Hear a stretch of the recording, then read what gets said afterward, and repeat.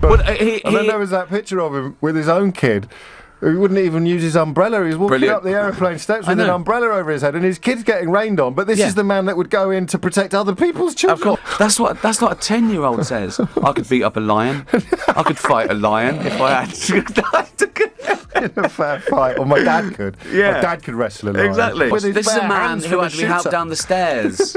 Right? This is a man who was scared of a tame eagle. Yes. So this is not a brave man. But he believed. What happens when a British comedian takes on one of the most controversial U.S. presidents of all time? Ricky Gervais didn't just throw shade. He launched a full comedic assault. But it's the moment he turned Trump's immigration policies back on Melania that had everyone gasping. Curious what he said? It's more shocking than you think. Ricky Gervais has never been one to shy away from throwing shade. Basically saying some people want some of our equality. Yes. Well, of course they do. Yes. That's it. Damn them, damn their eyes. And one of them ended up president. That's the ultimate offence. In America, it's that 32% who say they're the disenfranchised, forgotten. You want to go, no. What's happened is, when you've had privilege so long, equality feels like oppression. I'm nearly numb to it now. I didn't even bother commenting on that tweet the other day where he said, if I had, even if that terrible shooting, I'd probably have gone in there even if I didn't have a weapon.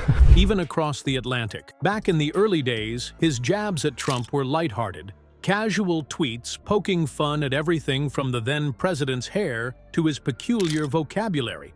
Who could forget his infamous Bigfoot quip? When Trump claimed he had a bigger crowd than Obama, Gervais joked, "Yeah, and Bigfoot's taller than you, but we still haven't found proof." And the word Kento became a personal favorite of Ricky's. His comedic analysis of Trump's garbled speech-making, it sounded like the guy was inventing his own language on the spot. Safe to say, at first, it all felt like typical Gervais humor. Witty, a little absurd, and meant to get a chuckle. He's never had to do or achieve anything in his life. This is a man who's, people fell for him because he was a good businessman. Is it though, doesn't he? That's the weirdest I don't know if he thing. does. Do you know, I think he's got that childlike narcissism that he sort of, if he says it, it sort of might be true. But I think there's a bit of troll about him. And there's no one in his life to tell him that he's being a wazzock. Well, actually, supposedly. Someone looked at it, right, and they worked out that if he'd have just put his acquired, inherited wealth on the top 50 stocks, he'd be $6 billion richer than he is. So he's effectively lost. But things shifted. As Trump's political career turned messier and more ridiculous, Ricky's takes became more pointed. Trump's contradictions were too big a comedic gift for someone like Gervais to ignore. He wasn't making fun of a man anymore. He was dissecting an entire persona filled with hypocrisy. By the time COVID-19 came around, Gervais had stepped into full savage mode. When Trump dropped his infamous suggestion about disinfectants being injected to cure the virus, Ricky didn't hold back. He tweeted, "Bleach might be bad for viruses, but imagine how badly it'll kill brain cells when injected." Oh wait, we don't have to imagine. It wasn't just a laugh.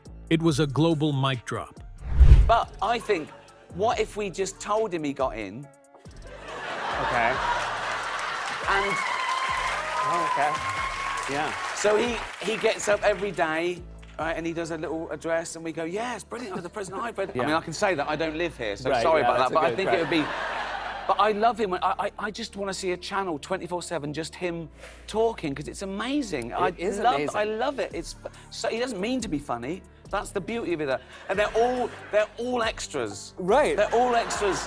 And he just never knows. He was never president. And Ricky isn't just a comedian. He believes that comedy should punch up.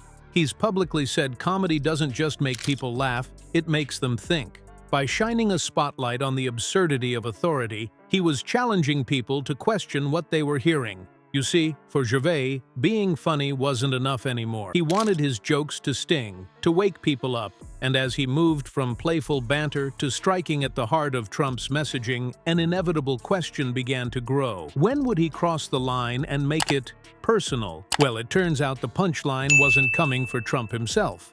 It was aimed right at his home. Imagine standing on live television and telling the President of the United States to deport your migrant wife. It wasn't just bold. It was Ricky Gervais dropping one of the most brutal lines of his career. No one could believe it.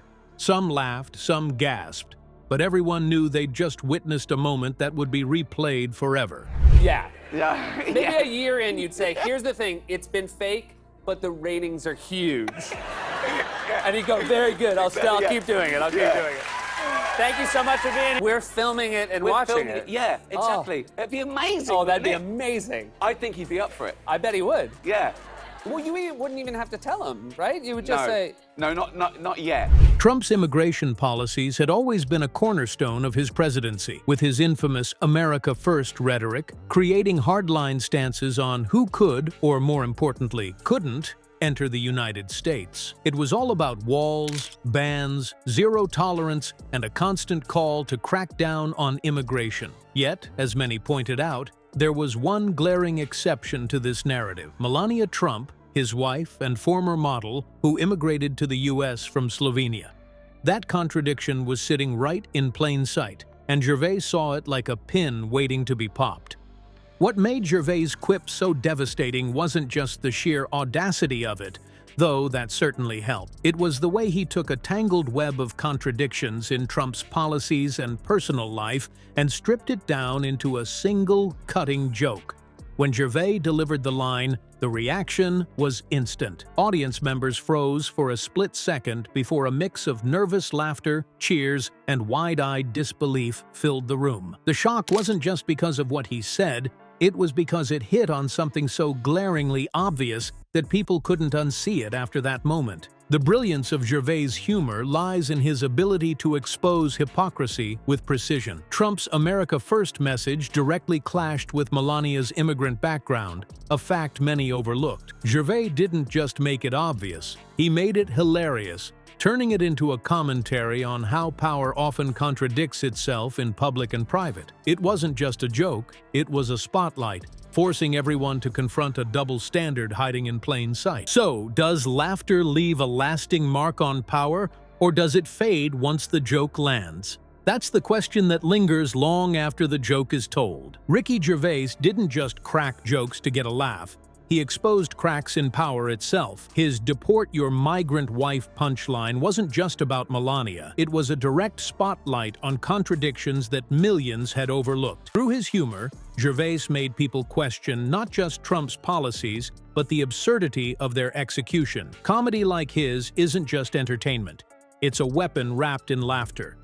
If laughter can reveal the truth, he's shown, maybe we need to take it more seriously. The question now is, without comedians like Gervais, how many hypocrisies might we simply let slide?